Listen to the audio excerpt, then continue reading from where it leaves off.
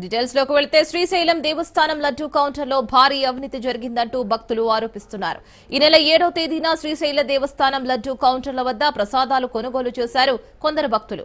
తాము లడ్డూలు కొనుగోలు చేసినప్పుడు టికెట్లు ఇవ్వకుండా అనధికారికంగా విక్రయించన్నారని భక్తులు. టికెట్లు ఇవ్వకుండా మొత్తం ఎన్ని లడ్డూలను విక్రయించారు అన్న దానిపై విచారణ చేయాలని డిమాండ్ చేస్తున్నారు. లడ్డూ బరువు కూడా తగ్గిందని భక్తులు ఆరోపిస్తున్నారు. శ్రీశైలం లడ్డూ విక్రయాలు బరువు విషయంలో పూర్తి స్థాయి విచారణ చేయాలంటున్నారు.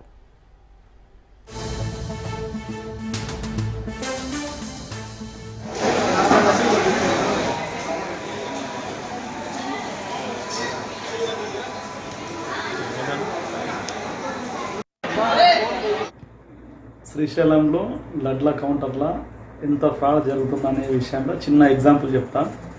7 తారీఖు రోజు మేము ఒక 5 మంది ఫ్రెండ్స్ కలిసి శ్రీశైలం పోయినాం. దర్శనం తర్వాత లడ్ల కౌంటర్ దగ్గరికి పోయినాము.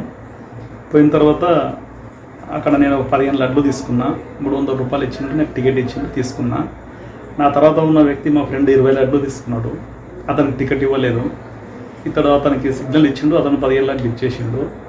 తర్వాత ఇంకో ఫ్రెండ్ వచ్చేసి 10 లడ్లు తీసుకున్నాడు, అతను టికెట్ ఇచ్చిండు. తర్వాత మళ్ళీ ఇంకో ఫ్రెండ్ వచ్చేసి మళ్ళీ 15 లడ్లు తీసుకున్నాడు, అతను టికెట్ ఇవ్వలేదు. ఇంకో ఫ్రెండ్ 5 లడ్లు తీసుకున్నాడు, అతను టికెట్ ఇచ్చిండు. అంటే ఇప్పుడు టోటల్గా ఇద్దరికి టికెట్ ఇస్తే ఇద్దరికి టికెట్ ఇవ్వడం లేదు. 15 లడ్లు అంటే 30 లడ్లు 3 రోజుల 600 రూపాయలు ఫ్రాడ్ జరిగింది. అది టైం వచ్చేసి 11 గంటల 45 నిమిషాలు, కౌంటర్ నెంబర్ 8. అంటే ఒక నిమిషంలోనే 600 రూపాయలు ఫ్రాడ్ జరిగితే అన్ని కౌంటర్ల ఎంత అమౌంట్ ఫ్రాడ్ జరగవచ్చు. నాకు ఇంకో విషయం డౌట్ వచ్చింది. అంటే ఈ కరెక్ట్ స్ట్రేలు వస్తాయి కదా వీళ్ళకు, ఈ స్ట్రేలు వచ్చిన దాంట్లో స్ట్రేల్ కౌంట్ ఉంటాయి, అందులో లడ్లు కౌంట్ ఉంటాయి. ఇక్కడ ఫ్రాడ్ జరిగితే మళ్ళీ అక్కడ లెక్క తక్కువ వస్తుంది కదా అని ఆలోచన కూడా చేసిన. అయితే దీనికి సంబంధించి స్ట్రేలు పంపించిన వాళ్ళకు, అక్కడ ఉన్న వాళ్ళకు ప్లస్ ఇక్కడ ఉన్న వాళ్ళకు, అంటే వాళ్ళు ఒక 150 స్ట్రేలు పంపిస్తే ఇంచుమించు 120 స్ట్రేలే లెక్క చెప్తుంది దేవస్థాన కమిటీకి. ఆ విధంగా ఇద్దరు కలిపే ఫ్రాడ్ చేస్తుండ్రు. శ్రీశైలం దేవస్థానం లడ్డూ కౌంటర్లో భారీ అవినీతి జరిగిందంటూ భక్తులు ఆరోపిస్తున్నారు. దీనిపై మరింత సమాచారం మా ప్రతినిధి మధు అందిస్తారు. మధు, రీనా, శ్రీశైల దేవస్థానంలో భక్తులు ప్రసాదాలు కొనుగోలు చేశారు. కొనుగోలు చేసిన తర్వాత వారికి ఒక భక్తునికి టికెట్ ఇచ్చారు, మరొక భక్తునికి టికెట్ ఇవ్వకుండా ప్రసాదాలు విక్రయించారని చెప్పేసి భక్తులే సోషల్ మీడియాలో ఆరోపిస్తూ పోస్ట్ చేయడం కూడా జరిగింది. శ్రీశైల దేవస్థానంలో భారీ అవినీతి చోటు చేసుకుంటుందని చెప్పేసి ఇటీవల కాలంలో భక్తులు ఆరోపిస్తున్న పరిస్థితి అయితే నెలకొంది.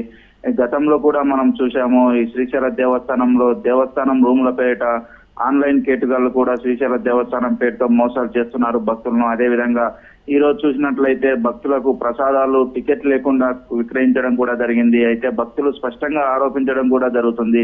ఏదైతే తయారు చేస్తారో ఆ తయారు చేసిన దగ్గర నుంచి విక్రయశాలకు తీసుకొని వస్తారు. విక్రయశాల నుంచి వీరు ఈ విధంగా టికెట్ లేకుండా విక్రయిస్తున్నారు. అంటే తయారీ చేసేటప్పుడే వారికి మధ్య సంబంధాలు ఉంటాయి, లేకపోతే ఇది అవినీతి చోటు చేసుకునే అవకాశం ఉండదు. టికెట్ లేకుండా భక్తులకు అక్కడ తయారీలోనే కొద్దిగా ఎక్కువ చేసి పంపుతున్నారని చెప్పేసి ఆరోపిస్తున్నారు. ఆ తయారీదారుడికి ఇక్కడ విక్రయించే వారికి మధ్యాహ్న లావాదేవీలు ఉంటాయి. ఒక నిమిషం సమయంలోనే వీరు 600 అవినీతికి పాల్పడ్డారని కూడా స్పష్టంగా భక్తులు ఆరోపిస్తున్న పరిస్థితి అయితే ఉంది. దీనిపైన దేవాదాయ ధర్మాదాయ శాఖ పూర్తి విచారణ చేయాల్సిన అవసరం ఉంది.